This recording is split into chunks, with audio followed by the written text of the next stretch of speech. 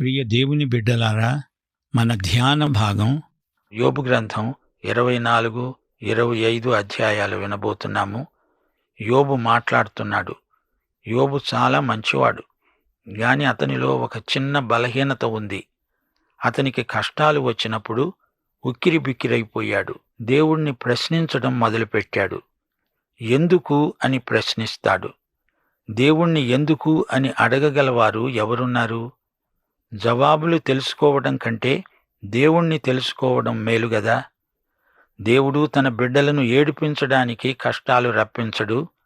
ఆయన మనల్ని ప్రేమిస్తాడు. బాధ మనకు వచ్చిన శిక్ష అనుకోకూడదు, అది పరీక్ష మాత్రమే. సరే, ఇప్పుడు 24వ అధ్యాయం 1వ వచనం నుండి వినండి.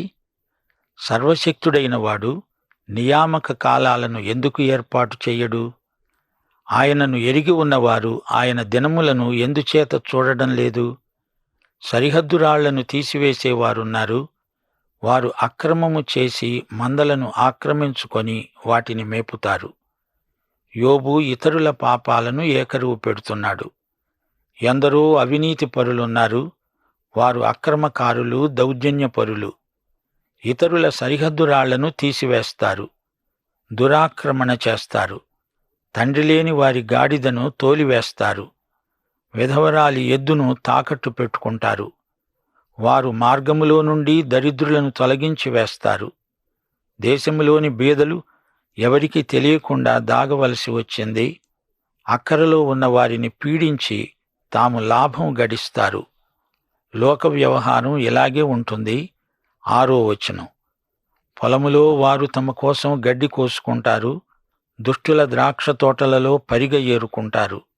దుష్టులు నీతిమంతులు సమానమేనా? అందరూ చస్తారు, అందరూ పాతిపెట్టబడతారు. దుర్మార్గులకు సన్మార్గులకు తేడా లేదా? 18వ వచనం. జలముల మీద వారు తేలికగా కొట్టుకొని పోతారు. వారి స్వాస్థ్యము భూమి మీద శాపగ్రస్తము. ద్రాక్ష తోటల మార్గమున వారు ఇంకా నడవరు. అనావృష్టి చేత, ఉష్ణము చేత మంచునీళ్లు ఎగసిపోవునట్లు పాతాళము పాపము చేసిన వారిని పట్టుకుంటుంది. కన్న గర్భము వారిని మరిచిపోతుంది. పురుగు వారిని కమ్మగా తినివేస్తుంది. మరి వారెన్నడూ జ్ఞాపకములోనికి రారు. వృక్షము విరిగి పడిపోవునట్లు దుర్మార్గులు పడిపోతారు. వారు పిల్లలు కనని గొడ్రాళ్లను బాధ పెడతారు. విధవరాండ్రకు మేలు చెయ్యరు. ప్రియ విశ్వాసీ, వింటున్నారా? యోబు తన స్నేహితుల ధోరణినే అలవరుచుకున్నాడు. ఇతరుల పాపాలను వేలిపెట్టి చూపినందువలన ఏమి ప్రయోజనం? అసలు సంగతి ఏమిటంటే, యోబు మనస్సు గొప్ప కలవరంలో ఉంది. ఏమేమో మాట్లాడుతున్నాడు. దేవుడు అన్యాయస్తులను అభిమానిస్తాడని యోబు అనటం లేదు. నీతిమంతులను సరదాగా దేవుడు బాధ పెడతాడని అనటం లేదు. గాని యోబు వాదం ఇదే: నేను నీతిమంతుణ్ణే, నాకు ఎందుకు ఈ బాధలు రావాలి? యోబు అంటున్నాడు, దుర్మార్గులు బరితెగిపోతున్నారు, వారికి ఎట్టి కష్టాలు రావు. నేను అంత దుర్మార్గుణ్ణి కానే, నాకెందుకీ వ్యాధి రావాలి? నాకర్థం కావటం లేదు. నన్నెందుకు ఈ విధంగా దేవుడు బాధ పెడుతున్నాడు? ఇది యోబు ప్రశ్న. 25వ వచనం. ఇప్పుడు ఈలాగు జరగని ఎడల నేను అబద్ధికుడనని రుజువుపరిచేవాడెవడు? నా మాటలు ఒట్టివి అని దృష్టాంతపరిచేవాడెవడు? దేవుని బిడ్డలారా, యోబు బాధలు వర్ణనాతీతమైనవి. యోబు స్నేహితులు అతనికి ఎట్టి సహాయమూ చేయలేకపోయారు. స్నేహితుల మాటలు యోబులో కొత్త కొత్త అనుమానాలను పుట్టిస్తున్నాయి.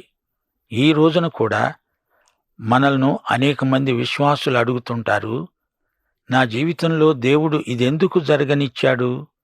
యోబు కూడా అదే ప్రశ్న అడుగుతున్నాడు. ఎందుకు దేవుడు నా మీద ఇంత కఠినంగా చర్య తీసుకున్నాడు? ఇందులో దేవుని ఉద్దేశ్యమేమిటి? అటు చూడు, వారందరూ ఎంతో దుర్మార్గులు, అయినా వారు బాగానే ఉన్నారు. నేను మంచివాణ్ణి, నాకెందుకీ కష్టాలు రావాలి? యోబుకు ఇదంతా అయోమయంగా ఉంది. యోబుకు దేవుని మనస్సు అర్థం కావటం లేదు. తన సంగతి తనకే అర్థం కావటం లేదు. అయినా ఒకటి మాత్రం నిజం, యోబు విశ్వాసం చాలా గొప్పది, కాని అతని జ్ఞానం పరిమితమైనది. యోబుకిది విశ్వాస పరీక్ష. ఇప్పుడు మనం యోబు 25వ అధ్యాయానికి వస్తున్నాము. ఈ అధ్యాయంలో బిల్దదు మాట్లాడతాడు. ఇది బిల్దదు చేసిన 3వ ప్రసంగం. బహు క్లుప్తమైన ఉపన్యాసం. బిల్దదుకు క్రమేణా వెలుగు వస్తున్నది. ఎలాగైనా బిల్దదు చదువుకున్నవాడు, ఆలోచనాపరుడు, తెలివైనవాడు. ఇప్పుడు బిల్దదు తన అభిప్రాయాలను కొంచెం మార్చుకున్నాడు. నిజంగా యోబు అపరాధేనా? అలాగైతే మేమందరము చెప్పిన తీర్పు మాటలకు తట్టుకొని ఎలా నిలువబడగలిగాడు? యోబు తన యథార్థ వైఖరిని విడువలేదు. బిల్దదు సాంప్రదాయవాది. దేవుడు కొన్ని అనాది సిద్ధమైన సూత్రాలకు, నియమాలకు కట్టుబడి పనిచేస్తాడని బిల్దదు అభిప్రాయం. 1000 సంవత్సరాలు దేవుడు అవలంబిస్తూ వచ్చిన విధానాన్ని ఇప్పుడు ఎందుకు మారుస్తాడు? శాస్త్రీయ దృక్పథం బిల్దదు వైఖరిలో కనపడుతున్నది. దేవుని నియమం ఏమిటి? పాపిని శిక్షించాలి. నిజంగా యోబే పాపి అయి ఉంటే మేము వేసే విమర్శ బాణాలకు ఎలా తట్టుకొని నిలువగలుగుతున్నాడు? దేవుని బిడ్డలారా, ఈ రోజున కూడా శాస్త్రీయ దృక్పథం అంటూ దేవుణ్ణి పరిశోధించేవారు కొందరున్నారు. ఎంత గొప్ప శాస్త్రజ్ఞుడైనా సృష్టికర్త అయిన దేవుని విధానాలలో తప్పు పట్టగలడా? ఆదికాండము 1వ అధ్యాయానికి వీరి జవాబేమిటి? మోషే కాలం నాటికి ఇప్పటికీ ఎవరైనా దేవుని పద్ధతులను విమర్శించగలవారు ఆయన ఎదట నిలువగలిగారా? బిల్దదు గాని అతని సమకాలీన మేధావులు గాని దేవుని విధానాలను ఆమోదించవలసిందే, తప్పదు. 25వ అధ్యాయం 1 నుండి. అప్పుడు షూహీయుడైన బిల్దదు ప్రత్యుత్తరమిచ్చాడు. అధికారము, భీకరత్వము ఆయనకు తోడై ఉన్నవి. ఆయన తన ఉన్నత స్థలాలలో సమాధానము కలుగజేస్తాడు. ఆయన సేనలను లెక్కింప శక్యమా? ఆయన వెలుగు ఎవరి మీదనైనా ఉదయించకుండా ఉంటుందా? నరులు దేవుని దృష్టికి నీతిమంతులు ఎలా కాగలరు? స్త్రీకి పుట్టినవాడు ఆయన దృష్టికి ఎలా శుద్ధుడు కాగలడు? ఆయన దృష్టికి చంద్రుడు కాంతి గలవాడు కాడు, నక్షత్రములు పవిత్రమైనవి కావు. మరి నిశ్చయముగా పురుగు వంటి మనుష్యుడు, పురుగు వంటి నరుడు ఆయన దృష్టికి పవిత్రుడు కానేరడు గదా. బిల్దదు దేవుణ్ణి గురించిన సరైన అవగాహన గల వేదాంతి. దేవుడు మహోన్నతుడు, మానవుడు పాపి. దేవుని సన్నిధిలో చంద్రమండలము కూడా అపవిత్రమే, బుధగ్రహము అపవిత్రమే, నక్షత్రాలు అపవిత్రములే.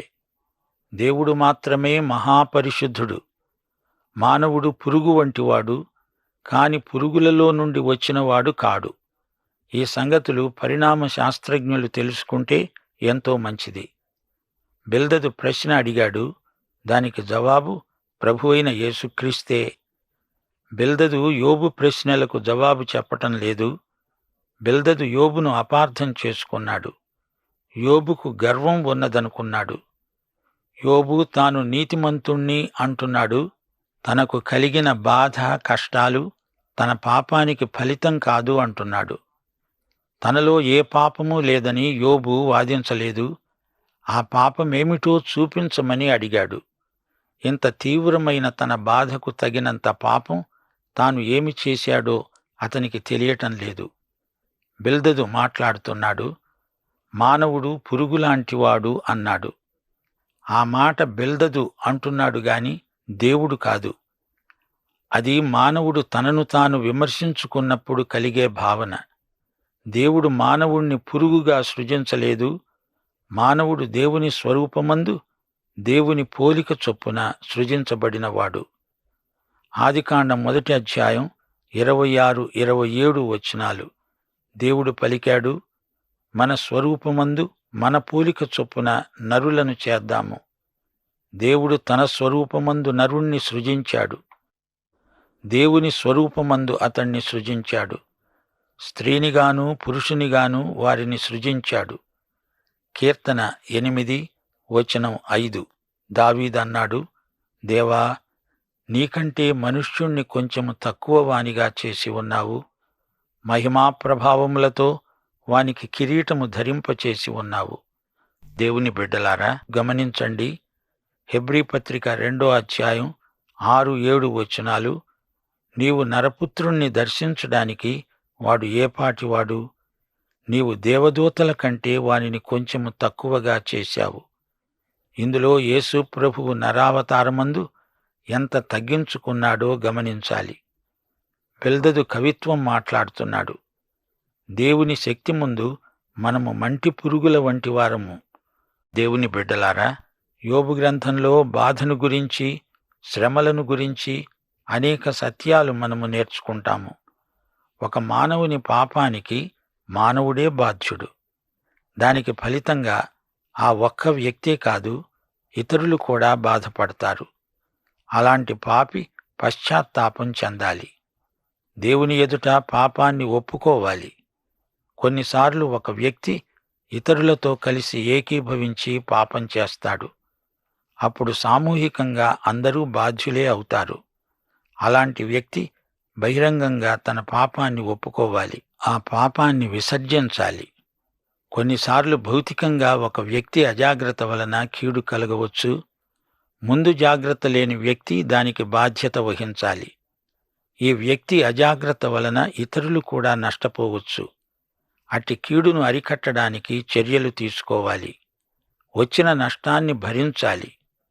అయితే కొన్ని సందర్భాలలో కలిగే శ్రమలు మానవుని అవగాహనకు మించినవి. అట్టి పరిస్థితులలో అది దేవుడు జరుగనిచ్చినదా కాదా అని తెలుసుకోవాలి. సైతాను కూడా మానవుని బాధకు కారకుడు కావచ్చు. ఇలాంటి సందర్భాలలో దేవునికి నమ్మకంగా ఉండి దేవుని యందు కనిపెట్టడమే సరైన మార్గం. యోబును చూడండి. అకస్మాత్తుగా ఎన్నో కష్టాలు ముంచుకొచ్చాయి. యోబు కుటుంబంలో పిల్లలందరూ చనిపోయారు. ఆస్తి అంతా నష్టపోయాడు. ఇదంతా సైతానే చేశాడు. అయినా దేవుడు అనుమతించాడు. శ్రమలు పలు కారణాల చేత కలుగుతాయి. ఈ సంగతులు తెలుసుకొని ఉంటే శ్రమలు వచ్చినప్పుడు వాటి ద్వారా మనకు క్రమశిక్షణ, దేవునికి మహిమ, అపవాదికి అపజయము, సిగ్గు కలుగుతుంది. ఇప్పుడు మనం 26వ అధ్యాయంలోకి వస్తాం. ఈ అధ్యాయంలో యోబు యొక్క సుదీర్ఘమైన ఉపన్యాసం మొదలవుతుంది. ఈ ప్రసంగం 31వ అధ్యాయం వరకు కొనసాగుతుంది. యోబు తన సాక్ష్యం కూడా ఇందులో వినిపిస్తాడు.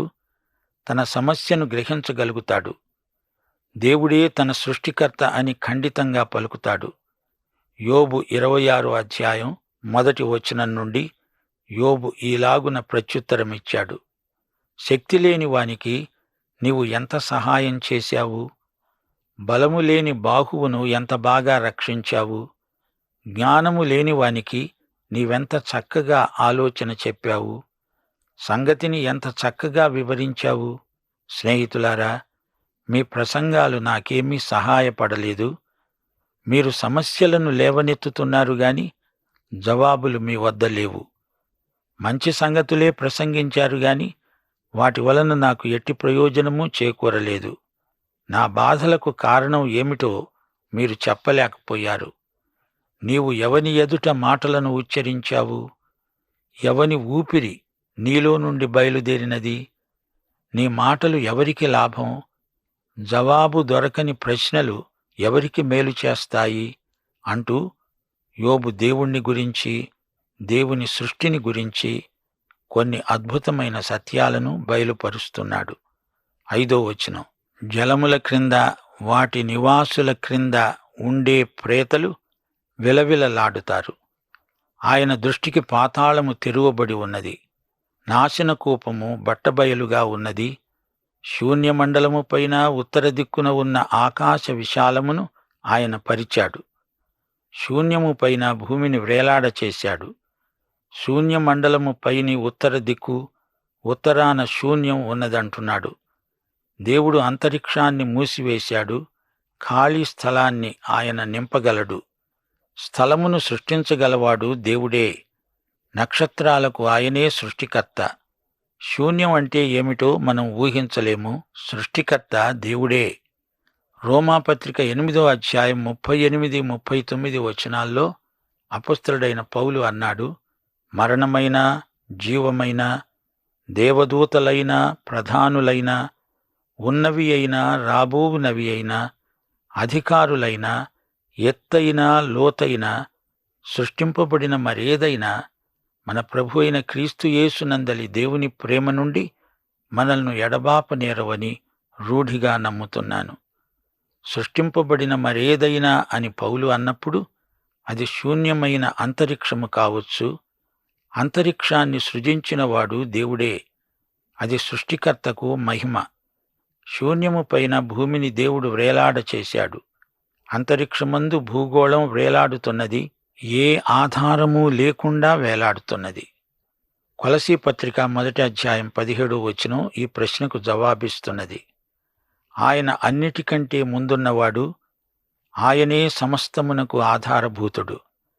ఆధారభూతుడు అన్నప్పుడు గ్రీకు భాషలో ఈ పదం సునిస్టేమి అని ఉంది, అనగా అన్నిటినీ ఆగబడుతుందని అర్థం. దేవుడు సృష్టికర్త అని యోబుకు తెలుసు. ఊరి బయట బూడిద కుప్ప మీద కూర్చొని ఆకాశ నక్షత్రాలను చూస్తూ యోబు మాట్లాడుతున్నాడు.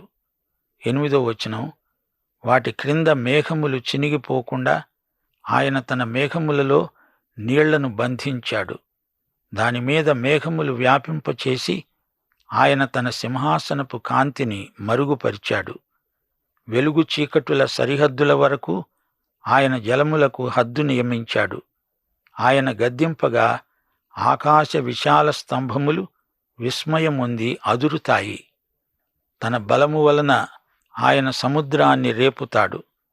తన వివేకము వలన రాహాబును పగలగొడతాడు. ఆయన ఊపిరి విడువగా ఆకాశ విశాలములకు అందం వస్తుంది. ఆయన హస్తము పారిపోయే మహాసర్పాన్ని పొడిచింది. ఇవి ఆయన కార్యములలో స్వల్పములు. ఆయనను గూర్చి మనకు వినబడుతున్నది మిక్కిలి మెల్లనైన గుసగుస శబ్దము పాటిదే గదా. గర్జనలు చేసే ఆయన మహాబలము ఎంతైనది గ్రహింపగలవాడెవడు? విశ్వాసులారా, వింటున్నారా? పారిపోయే మహాసర్పము, సర్పాకారంలో ఉన్న నక్షత్ర పంక్తి, సముద్ర గర్భంలోని ప్రాణులు, ఇదంతా సృష్టికర్త యొక్క అద్భుత సృజన. యోబు దేవుణ్ణి ఎరిగినవాడు. దేవుడు సృష్టికర్త అని, దేవుడు విమోచకుడని యోబు ఎరుగును. అయితే దేవుడు తనను కాపాడగలడు అని కూడా తెలుసుకుంటాడు. దేవుడు తనను ప్రేమించే దేవుడని అనుభవపూర్వకంగా తెలుసుకుంటాడు. శ్రమలు యోబు యొక్క ఆధ్యాత్మిక శీలాన్ని, వ్యక్తిత్వాన్ని మెరుగుపరుస్తాయని కూడా యోబు తెలుసుకుంటాడు. ప్రియ శ్రోతలారా, యోబు గ్రంథంలో యోబు ప్రసంగం 6 అధ్యాయాలలో ఉంది. ఇవి యోబు మాటలు కాదు, పాటలు. దేవుని గురించిన జ్ఞానము మానవ జ్ఞానం కాదు. యోబు ఉద్దేశ్యాలు మంచివి, అతని ఆలోచనలు మంచివి.